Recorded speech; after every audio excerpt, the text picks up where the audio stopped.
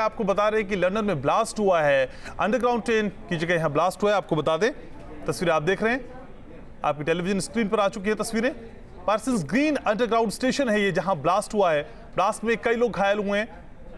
London में metro station पर धमाका हुआ है। ये ब्लास्ट में कई यात्रियों के घायल होने की खबर है। तो तस्वीरें आपकी टेलीविजन स्क्रीन पर आ चुकी हैं। इस वक्त धमाके के बाद मेट्रो स्टेशन को बंद कर दिया गया है, ये जानकारी मिल रही है। धमाके के बाद मेट्रो स्टेशन की चौकसी को भी और पुख्ता कर दिया गया, सुरक्षा व्यवस्था को और पुख्ता कर दिया गया है। अंडरग्राउंड स्टेशन पर यह ब्लास्ट हुआ है। लंदन अंडरग्राउंड ट्रेन में ब्लास्ट, तस्वीरें आप देख रहे हैं, आपकी टेलीविजन स्क्रीन पर आ चुकी हैं तस्वीरें। Parsons green underground metro station है ये, जहां ये धमाका हुआ। ब्लास्ट में कई यात्री घायल हुए, इस तरह की जानकारी मिल रही है।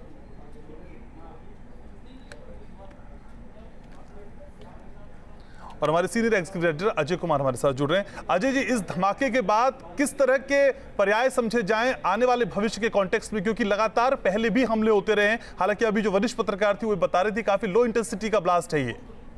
बिल्कुल, अभी तक जो जानकारी निकल कर आ रही है उसके आधार पर कुछ लोगों के घायल होने की बात तो सामने आई है, लेकिन वो भी बहुत बड़ी इंजरीज नहीं बताई जा रही हैं। और एम्बुलेंस सर्विसेज, उसके साथ साथ बाकी तमाम सर्विसेज इमरजेंसी अलर्ट पर हैं।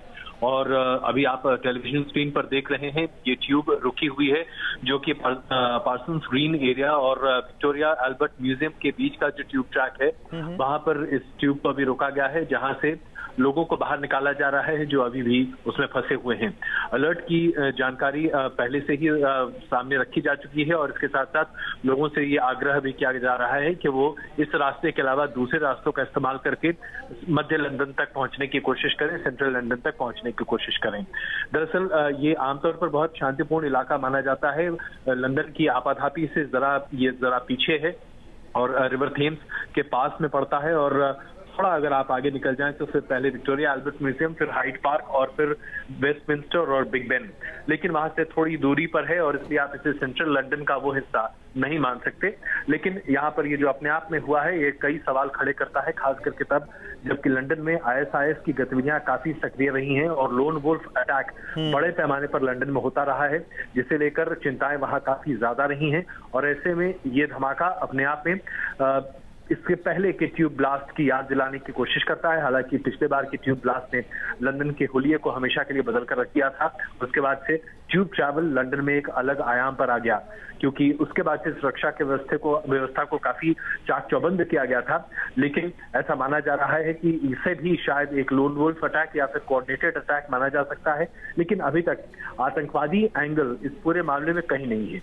विस्फोट की बात सामने जरूर आई है, कौन सा संगठन इसके पीछे हो सकता है, किसने क्या किया, इसके बारे में अभी कोई जानकारी लंदन पुलिस देने को तैयार नहीं है और न ही स्कॉटलैंड यार्ड की तरफ से कोई अभी तक विज्ञप्ति जारी की गई है। लेकिन लंदन के लोगों से जरूर आग्रह किया जा रहा है कि इस इलाके को छोड़कर अन्य इलाकों से वो अपने यातायात को और अपनी जीवन शैली को बहाल रखें। और अभी विस्तृत स्थिति यही दिखाई देती है। जी अजय जी, माना कि लो इंटेंसिटी का ब्लास्ट है और पिछले जो ट्यूब ब्लास्ट हुए तो उसके बाद बहुत सबक भी लिया गया और पूरी तरीके से कायाकल्प भी हुआ। लेकिन सर, क्या इस लो इंटेंसिटी ब्लास्ट को इतने हल्के में आंकने की गुंजाइश हमको मिल जाती है? अगर इतने कायाकल्प के बाद भी ये ब्लास्ट होता है तो सवाल तो खड़े होते हैं सर।